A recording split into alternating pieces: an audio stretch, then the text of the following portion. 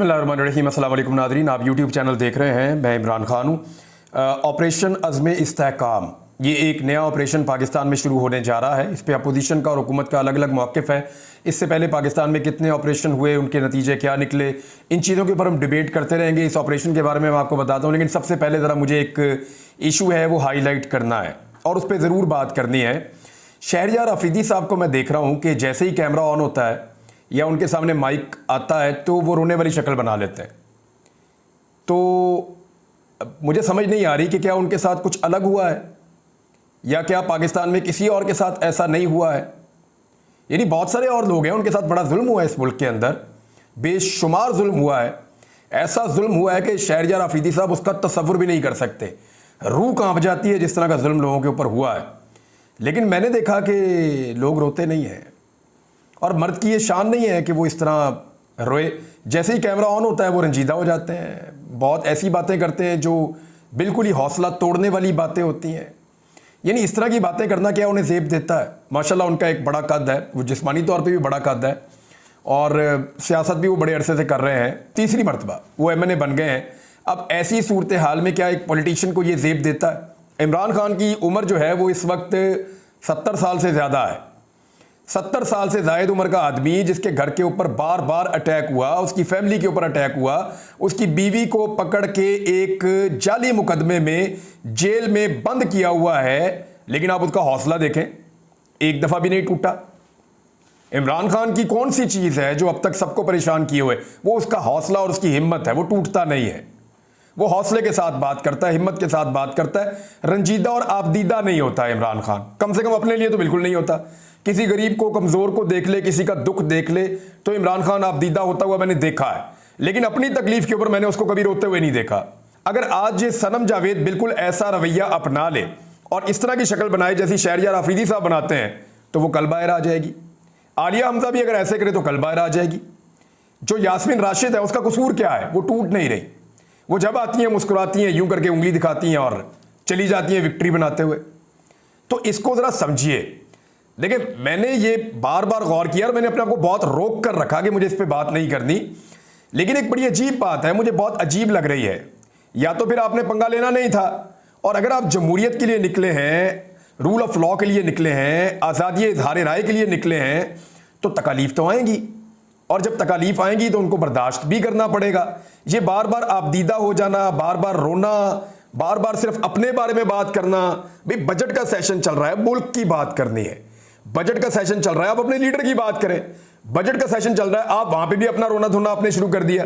तो मेरी ये जाती राय है कि यानी मेरा तो कोई ताल्लुक नहीं है ना इस जमात के साथ। आज ये जमात को मैं पसंद हूं, कल हो सकता है ना हो, लेकिन आप ये देखें मैं वापस आता हूं, डायरेक्ट अपना काम शुरू करता हूं।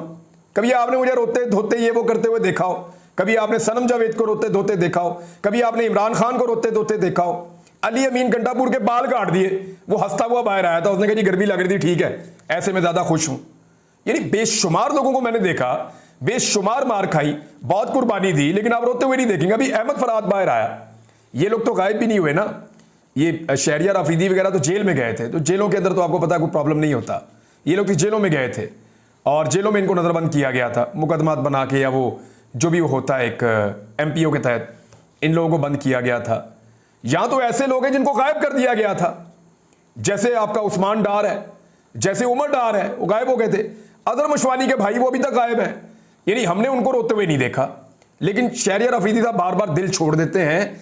इससे मुझे ऐसा लगता है कि वो इमरान खान साहब को डैमेज कर रहे हैं और उनकी तहरीक को नुकसान पहुंचा रहे हैं, मुझे ऐसा लगता है। बहरहाल ये उनकी अपनी मर्जी है, ये उनका अपना एक स्टाइल है कि वो अपनी तकलीफ को बताने में शायद कंफर्टेबल होते हैं और बार बार वो इसको बताते हैं। पता नहीं वो क्या बताना चाहते हैं, हर दफ़ा वो एक नई चीज़ बताते हैं। और मैं क्योंकि जानता हूँ उनकी बहुत सारे लोगों को उनके ख़ानदान में, उनके कबीले में, तो वो लोग भी इस बात से बहुत नाला हैं और परेशान हैं। एक तो मुझे उनके बहुत करीबी शख्स ने मुझे ये कहा कि यार मर्द रोता नहीं होता और हमें बड़ी तकलीफ़ हो रही है इसको देख कर। और दूसरी बात जो मुझे उनके बहुत करीबी शख्स ने कही कि यार हमारे ऊपर तो बुज़दिली के और बेगैरती के ताने लग गए हैं जो बातें इन्होंने की हैं। तो ये वो कबीले के करीब के लोग हैं। बहरहाल शहरयार अफरीदी साहब की अपनी मर्जी है, जो वो कहना चाहते हैं वो कहें। मैं आ जाता हूँ नॉर्मल ख़बरों की तरफ, लेकिन इन चीज़ों के ऊपर याद रखिएगा, अगर तो आपने सरेंडर करना है और ऐसे रोना है तो फिर आप घर जाके बैठ जाएं। तो आपसे बेहतर तो फिर सनम जावेद है, डट के खड़ी है। आलिया हमजा है, देखें कैसे वो निकलती है, उसको इतनी तकलीफ में, गर्मी में, परेशानी में रखते हैं, उसके चेहरे की मुस्कुराहट नहीं छीन सके। यास्मीन राशिद कैंसर सर्वाइवर, और आप देखें उनकी हालत क्या है, बेहोश होकर अस्पताल पहुंच गई, हंसती हुई वापस गई जेल के अंदर, मुझे वापस ले जाओ जेल में, परवाह नहीं है। और लोग हैं, मर्द हज़रात तो बहुत सारे, ख़वातीन की मिसाल इसलिए दे रहा हूं कि वहां ज़रा मुश्किल होता है। अब ऑपरेशन अज़्म इस्तेहकाम, ये एक नया ऑपरेशन जी पाकिस्तान में प्लान किया गया है। नेशनल एपेक्स कमेटी का इजलास हुआ 22 जून 2024 को, इस्लामाबाद में मुनक्कद हुआ, और 2016 के बाद अब पहली मरतबा ऐसा हो रहा है, 2017 में आखिरी ऑपरेशन शुरू हुआ था, कि इस किस्म के बड़े फैसले किए गए हैं। और इस इजलास के दौरान अज़्म इस्तेहकाम शुरू करने का फैसला किया गया, जिसके जो अहम नुकात हैं वो ये हैं। नंबर 1, दहशतगर्दों के खिलाफ बिला इम्तियाज़ कार्रवाई की जाएगी। दहशतगर्दों से निमटते वक्त कोई इम्तियाजी सलूक नहीं किया जाएगा, चाहे वो पंजाबी हों, बलोची हों, सिंधी हों, कश्मीरी हों, गिलगती हों या पठान हों। दहशतगर्दी का मुकदमा तो मेरे पे भी है। सबसे पहले रियासत इस बात को तय करे कि कौन दहशतगर्द है और कौन दहशतगर्द नहीं है, मेरी ये गुजारिश है। इधर तो बेशुमार सहाफ़ियों के ऊपर और बहुत सारे नापसंदीदा लोगों के ऊपर, इवन यहाँ पे जो है वो शायरों के ऊपर, हत्ता के जो सियासी लीडर हैं और जो सियासी वर्कर्स हैं, उनके ऊपर दहशतगर्दों के मुकदमे दर्ज हुए हुए, तो उनको आप दहशतगर्द कैसे करार दे सकते हैं? तो पहले तो दहशतगर्दों को देखें कि वो हैं कौन लोग हैं, चाहे वो पंजाबी हैं, बलोची हैं, सिंधी हैं, कश्मीरी हैं या गिलगती हैं या पठान हैं, उनके खिलाफ बिला इम्तियाज ऑपरेशन होना चाहिए। लेकिन ये देख लें कि दहशतगर्दी का पर्चा क्या सबके ऊपर करना है? मेरे ऊपर भी हुआ है कि मैं बम बना बना के मारता हूं पुलिस वालों को, हालांकि सारी दुनिया गवाह है कि मैंने कभी भी कानून अपने हाथ में नहीं लिया। जब भी मेरे पास कोई आया मैंने कहा चलो जी, मैं उनके साथ चला गया। दूसरा यह है कि इसी तरह रियासत मुखालिफ इंतशार पसंदों और मजहबी जुनूनियों के खिलाफ ऑपरेशन किए जाएंगे, चाहे वो किसी भी फिरके या मजहब से ताल्लुक़ रखते हों।